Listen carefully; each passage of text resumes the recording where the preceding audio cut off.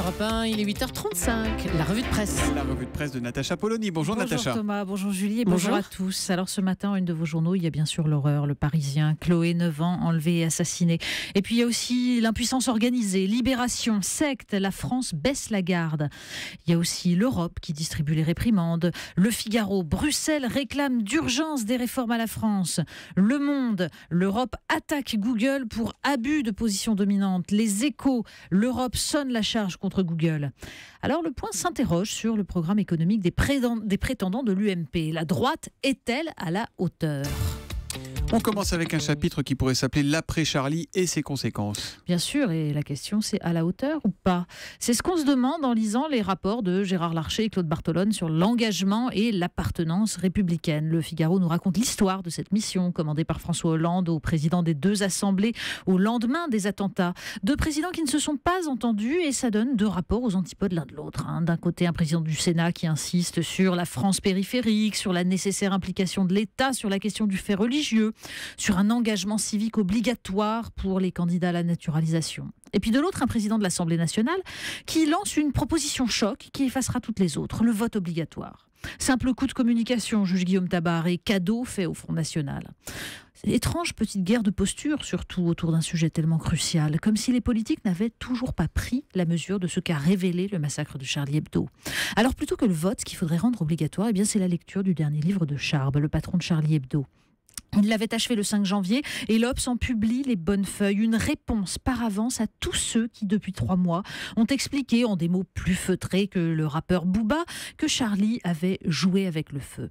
Charb démonte ce concept d'islamophobie qui permet d'interdire toute critique de l'islam et fait oublier le véritable racisme. Avoir peur de l'islam est sans doute crétin, absurde, écrivait-il, mais ce n'est pas un délit. Mais si on laisse entendre qu'on peut rire de tout, sauf de certains aspects de l'islam, ajoute-t-il, parce que les musulmans sont beaucoup plus susceptibles que le reste de la population, que fait-on sinon de la discrimination ? Charb se paye tous ceux qui ont voulu faire croire que les dessins de Charlie moquaient tous les musulmans, rendant ainsi service aux intégristes. Il dénonce ce qu'il appelle le paternalisme dégueulasse de l'intellectuel bourgeois blanc de gauche, à l'œuvre notamment dans les médias, qui estiment que ces pauvres malheureux sous-éduqués ne peuvent pas avoir d'humour. Terrible plaidoirie, publiée dans l'Obs, où Delphine de Thon, figure historique de Charlie, l'avait accusé, lui Charb, une semaine après les attentats de délire islamophobe. L'Obs qui a sorti ses bonnes feuilles d'un étrange éditorial appelant à discuter le texte, parfois contestable, d'un Charb qui aurait, je cite, maladroitement opté pour la stratégie de la confrontation brutale. Booba ne dirait pas autrement. On en vient à Google, la pieuvre Google, décidément, qui affole. Oui, la puissance de contagion des haines nous a prouvé, si besoin était, qu'il est une question cruciale. Qui oriente sur le net et selon quels critères ?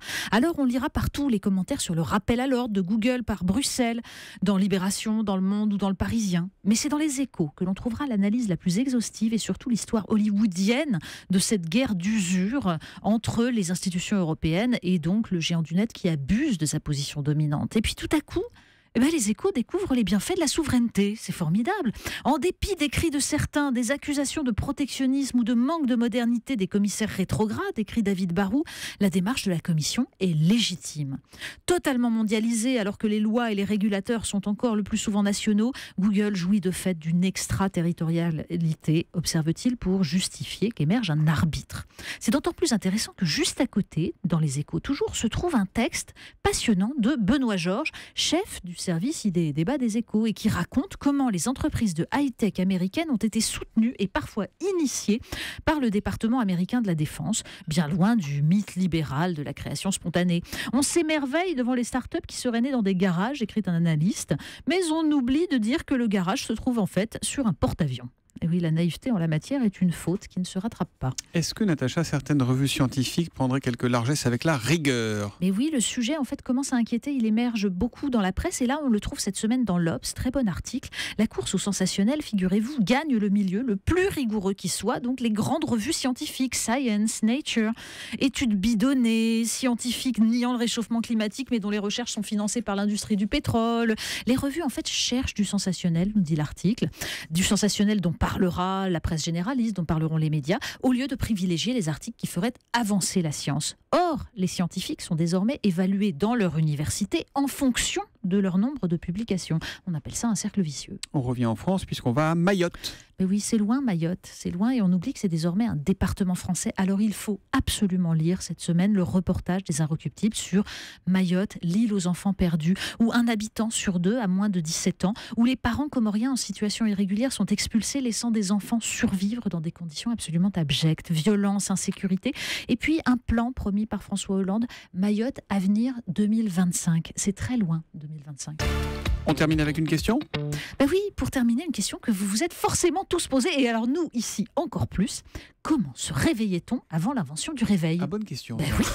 Alors le site Slate y répond et c'est passionnant. Bon, il y a la solution facile, le coq. Et puis il y a le guetteur, bien sûr, qui ne dort pas et réveille les autres toutes les heures en sonnant les cloches. Et il y a surtout, à partir du XVIIIe siècle, la bougie graduée à clochette. Une bougie piquée d'épingles qui tombe au rythme d'une par heure au fur et à mesure que la bougie se consume. Et l'épingle en tombant agite une clochette. C'est génial.